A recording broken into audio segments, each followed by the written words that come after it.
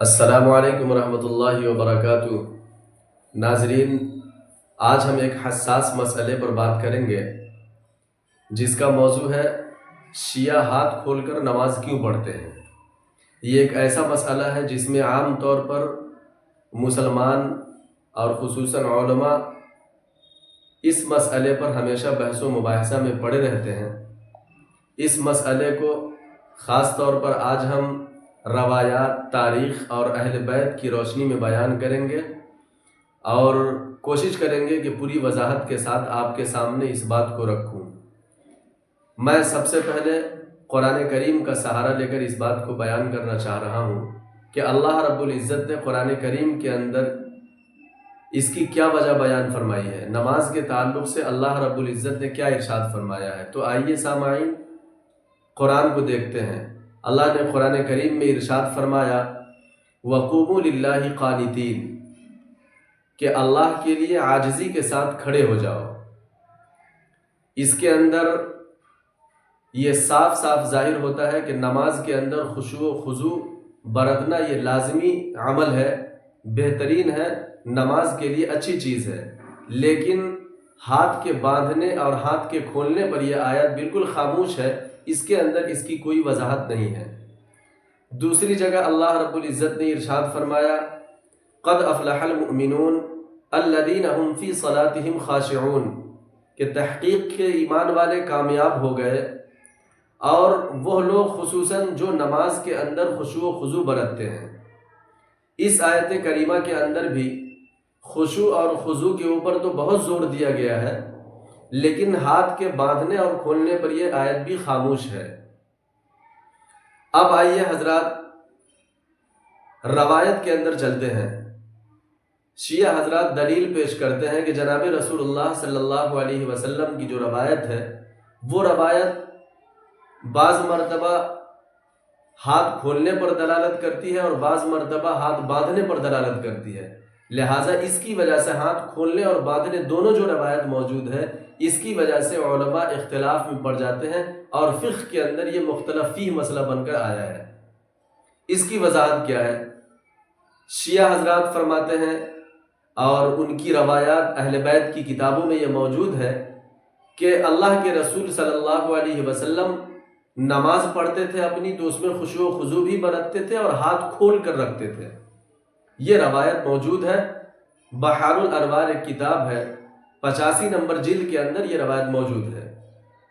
اس کے علاوہ یہ ہے کہ شیعہ مکتبہ فکر کے تمام علماء بیٹھ کر ایک متفقہ فیصلہ انہوں نے کیا ہے کہ نماز کے اندر ہاتھ کا کھولنا یہ خاص طور پر خشوع و خضوع کے اظہار میں زیادہ قریب ہے، اور روایت سے بھی زیادہ ملتی ہے اور قرآن کریم کی آیت کریمہ سے بھی زیادہ ملتی ہے، لہٰذا اس کے اوپر انہوں نے زور دے کر مستحکم طریقے سے عمل کیا ہے۔ اور یہاں یہ بات انہوں نے وضاحت کی ہے کہ اللہ کے رسول کے عمل سے یہ بات ثابت ہے، انہوں نے باضابطہ روایت پیش کی، اور پھر آیت کریمہ ظاہر ہے، خشوع کو تو ظاہر کرتا ہے لیکن ہاتھ باندھنے اور کھولنے میں خاموش ہے، یہ بھی ان کی دلیل بنتی ہے۔ اس کے علاوہ یہ ہے کہ اہل بیت کے نزدیک ہاتھ کھول کر نماز پڑھنا ہی شیعہ کہتے ہیں کہ یہ بہتر ہے، لہٰذا وہ لوگ ان کو مان کر ہاتھ کھول کر نماز پڑھتے ہیں۔ تیسری چیز یہ ہے تاریخی روایت۔ شیعہ حضرات یہ فرماتے ہیں کہ ابتدائے زمانہ اسلام کے اندر نماز کے لیے کسی مخصوص طریقے پر زیادہ زور نہیں تھا۔ مثال کے طور پر ہاتھ کا باندھنا یہ ایک مخصوص طریقہ ہے، اس وقت زور نہیں تھا بالکل کہ اس پر عمل کیا جائے۔ اس وقت فرماتے ہیں شیعہ حضرات، ان کے علماء فرماتے ہیں کہ اللہ کے رسول بھی اور خود صحابہ کے زمانے کے لوگ، اس وقت بہت سارے لوگ ایسے موجود تھے جو نماز کے اندر ہاتھ کھول کر نماز پڑھا کرتے تھے۔ یہ ان کی تاریخی روایت ہے۔ بہرحال یہ ان کا اپنا عمل ہے، وہ جو کر رہے ہیں بلا شبہ وہ کرتے ہیں، کیوں کہ مسلمانوں کے درمیان خصوصاً اسلامی معاملات میں اختلاف کا ہونا یہ ایک حسن ہے، یہ ایک اچھی چیز ہے، اختلاف کرتے ہیں۔